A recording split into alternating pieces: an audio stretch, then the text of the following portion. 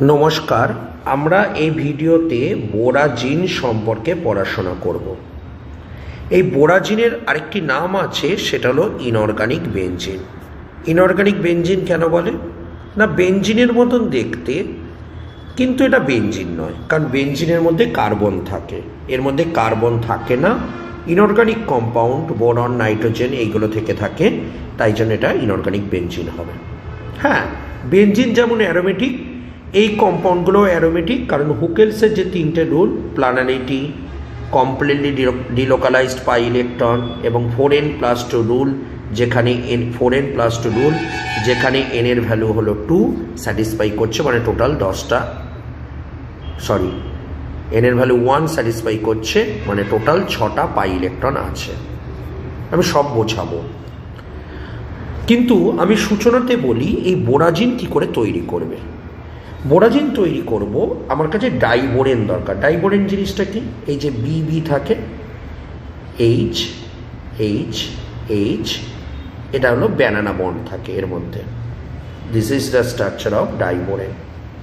এখন এই ডাইবোরেনের স্ট্রাকচারে যদি বন্ডটা এইখান থেকে ব্রেক হয়ে যায়, তাহলে কেমন দেখতে হবে, BH2- এবং BH4+ তৈরি হবে। ঠিক আছে, সরি, BH4- এবং BH2+ তৈরি হবে। এবার এই BH2-র সঙ্গে এই অ্যামোনিয়া জোড়া লেগে এই ধরনের একটা ক্যাটায়ন ফর্ম করে, যেটা হলো BH2NH3(2+) রাইট, যেটা পরবর্তীকালে হাই টেম্পারেচারে আমার কাছে B3N3S6 তৈরি করে, যেটাকে আমরা বোরাজিন বলে থাকি। এসো আমরা এই বোরাজিনের স্ট্রাকচার আঁকার চেষ্টা করি এবং তার সঙ্গে বেনজিনের রিলেশনটা কোথায় আমরা দেখার চেষ্টা করব। দেখো, বোরাজিনের স্ট্রাকচার আঁকতে গেলে বোরন নাইট্রোজেন এগুলোকে অল্টারনেটিভ আকারে দিয়ে দিতে হবে এবং প্রতিটা কর্নারে হাইড্রোজেন দিয়ে দিতে হবে।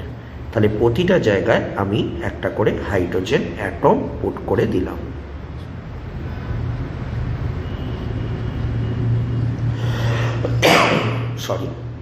পুট করে দিলাম। এবার প্রতিটা জায়গায় একটা করে সিঙ্গেল বন্ডে আমি দিয়ে দিলাম। এবার তুমি একটু ভালো করে দেখো, আমরা জানি নাইট্রোজেনের লোন পেয়ার থাকে, তার মানে সব জায়গায় নাইট্রোজেনের লোন পেয়ার আছে। একটু ভালো করে তাকিয়ে দেখো বোরনের দিকে, বোরনের সঙ্গে 3টে বন্ড আছে। 3টে বন্ড মানে 3×2, 6টা ইলেকট্রন হচ্ছে, মানে অক্টেট ফুলফিল নয়, মানে এর 2টো ইলেকট্রন শর্ট আছে, 2টো ইলেকট্রন ডেফিসিয়েন্ট আছে। আর এই যে 2টো ইলেকট্রন ডেফিসিয়েন্ট আছে, এই 2টো ইলেকট্রন নাইট্রোজেন থেকে পেয়ে থাকে। তাহলে নাইট্রোজেন থেকে বোরন 2টো ইলেকট্রন পেয়ে থাকে, যে কারণে বোরন এবং নাইট্রোজেনের মধ্যে একটা সিঙ্গেল বন্ড আর একটা অ্যারো চিহ্ন দিয়ে বন্ড আমার কাছে থেকে থাকে। রাইট, অ্যারো চিহ্ন দিয়ে একটা বন্ড তোমার কাছে থেকে থাকবে। Are you getting my point? আর সব জায়গায় একটা করে হাইড্রোজেন যেমন থাকার তেমন থাকে। This is the structure of borazine. পরিষ্কার হয়েছে? এবার আমি বোঝাচ্ছি এই বোরাজিনের সঙ্গে বেনজিনের সিমিলারিটি কি। এসো আমরা বেনজিনের স্ট্রাকচারটা আঁকার চেষ্টা করি। এবার মুছে দিচ্ছি। এবার দেখো, বেনজিনের যখন তুমি স্ট্রাকচারটা আঁকতে যাবে তখন দেখবে বেনজিনের মধ্যে যেটা থাকে সেটা হলো কার্বন থাকে। তাহলে একই রকম জিনিস চারিদিকে কার্বন থেকে থাকে। অর্গানিক কম্পাউন্ড মানে কার্বন। এবার দেখো, এই প্রতিটা জায়গায় সিঙ্গেল বন্ড করে থাকে এবং একটা ছাড়া অল্টারনেটিভলি ভাবে ডবল বন্ড থেকে থাকে।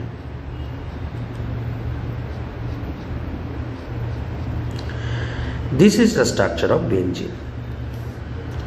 এবার যদি আমরা দেখার চেষ্টা করি এই বেনজিনের মধ্যে কতগুলো পাই ইলেকট্রন আছে, তাহলে দেখব 1 2 3 4 5 6, 6টা পাই ইলেকট্রন আছে।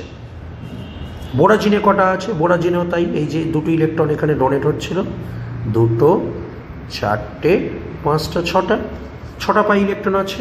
হুকেলস রুল যেটা বলছে 4n+2 রুলে n = 1 হলে তার মানে 6টা ডিলোকালাইজড পাই ইলেকট্রন পাচ্ছে। প্লাস বেনজিনই বলো বা বোরাজিন বলো, বোথ আর রিং, তার মানে এটা একটা রিং কম্পাউন্ড। প্লাস কি আছে, এর মধ্যে প্ল্যানারিটি রয়েছে, কারণ এটা ডিলোকালাইজড হচ্ছে, এবং প্রতিটা কর্নারের দিকে তাকালে এটা sp2 হাইব্রিডাইজড আকারে থাকছে।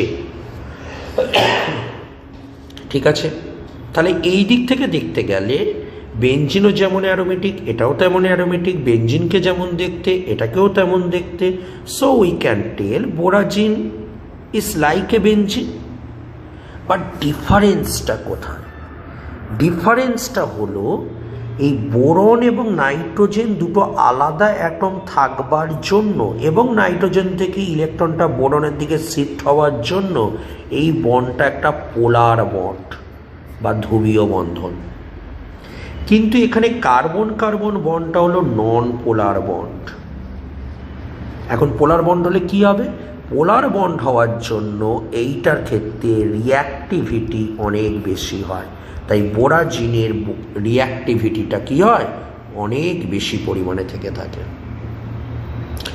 যেমন মনে করো বেনজিনকে যদি ব্রোমিন দেওয়া হয় ডার্ক কন্ডিশনে, রিয়াকশানই করে না, কিন্তু বোরাজিনকে কিন্তু ব্রোমিন দিলে ডার্ক কন্ডিশনেও রিয়াকশান করে, তার মানে এতটাই রিঅ্যাক্টিভ সানলাইটেরও প্রয়োজন নেই।